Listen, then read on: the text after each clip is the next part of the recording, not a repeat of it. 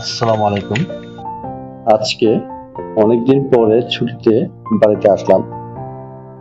কাজের ব্যস্ততার কারণে সবসময় পরিবারের সাথে থাকা হয় না। তাই যখন ছুটি পাই তখন চেষ্টা করি পুরো সময়টা পরিবার আর বাচ্চাদের সাথে সময় কাটাতে।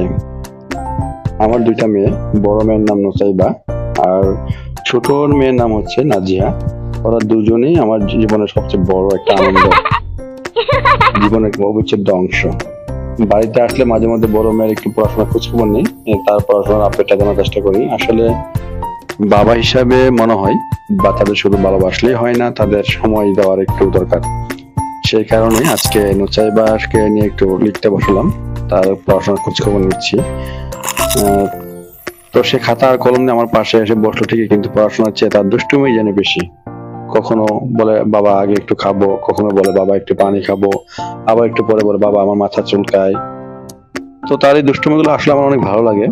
আমি হেসে বলি, ঠিক আছে, আগে এই লাইনটা লিখো, আগে এটা শেষ করো, তারপর তোমাকে পানি দিচ্ছি, তোমাকে খেতে দিচ্ছি, এরকম আর কি। সে সবসময় একটু আমার সাথে দুষ্টুমি করে ফাঁকি দেওয়ার চেষ্টা করে।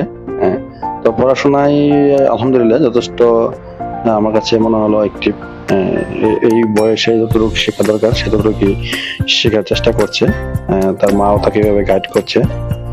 যাই হোক, তার এই ছোট ছোট দুষ্টুমি দেখে আমার খুব ভালো লাগে, কারণ আমি জানি এই সময়টা খুব বেশি দিন থাকবে না, একদিন হয় বড় হয়ে যাবে, নিজের পড়াশোনা আর নিজের স্বপ্ন নিয়ে ব্যস্ত হয়ে পড়বে।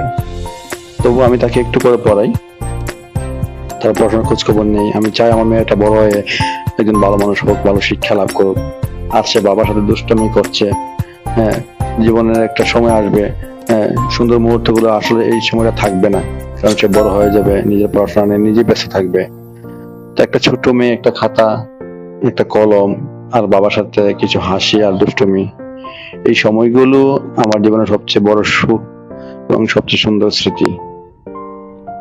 তো চেষ্টা করি মাঝে মধ্যে মেয়েদের সাথে সময় দেওয়ার জন্য।